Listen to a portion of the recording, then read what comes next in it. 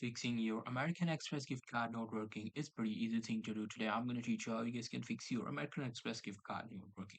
So there could be two problems. So the first problem is you are probably putting the wrong details. So make sure to double check it. If you are putting the details right, there could be second problem, which is your card is not activated.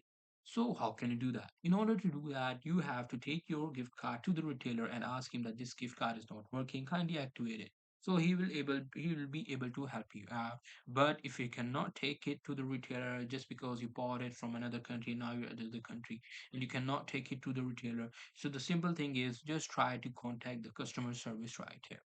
So you just have to come to this website, which is americanexpress.com/contact-us. So here you will be able to find the phone numbers. So you just have to call them and let them know that I'm having this problem. Kindly help me with that, and they will be able to do that.